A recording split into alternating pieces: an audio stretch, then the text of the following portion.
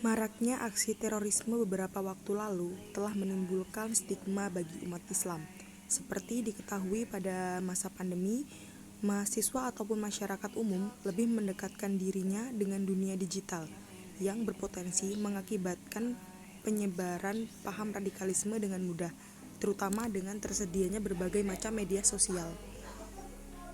Ketua Dewan Eksekutif Mahasiswa atau DEMA Fakultas Usuluddin atau FU, Raffi Syuja Safran mengatakan, agama Islam sering dikaitkan dengan terorisme atas kesalahpahaman dalam penafsiran, karena pada faktanya terjadinya tindak teror di Indonesia tidak jarang diidentikan dengan agama Islam.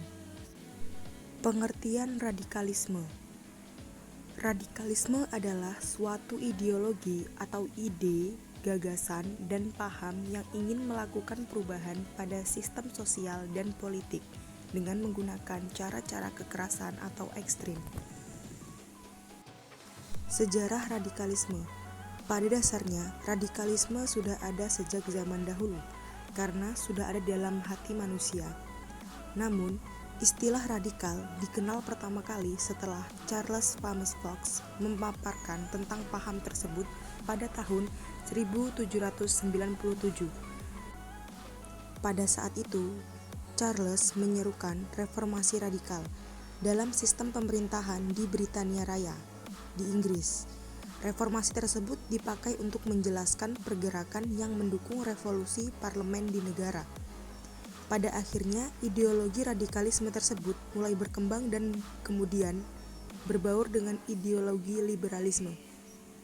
Seperti yang disebutkan pada pengertian radikalisme seringkali dikaitkan dengan agama, khususnya agama Islam. Hal ini dapat dilihat dari adanya kelompok ISIS atau Islamic State of Iraq and Syria yang melakukan teror terhadap beberapa negara di dunia dengan membawa atau menyebutkan simbol-simbol agama Islam dalam setiap aksi teror mereka.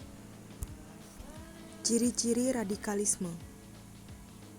Radikalisme adalah tanggapan pada kondisi yang sedang terjadi. Tanggapan tersebut kemudian diwujudkan dalam bentuk evaluasi, penolakan, bahkan perlawanan dengan keras. Melakukan upaya penolakan secara terus-menerus dan menuntut perubahan drastis yang diinginkan terjadi. Orang-orang yang menganut paham radikalisme biasanya memiliki keyakinan yang kuat terhadap program yang ingin mereka jalankan. Penganut radikalisme tidak segan-segan menggunakan cara kekerasan dalam mewujudkan keinginan mereka. Radikalisme memiliki anggapan bahwa suatu pihak yang berbeda pandangan dengannya adalah bersalah. Faktor-faktor penyebab radikalisme. 1. Faktor pemikiran.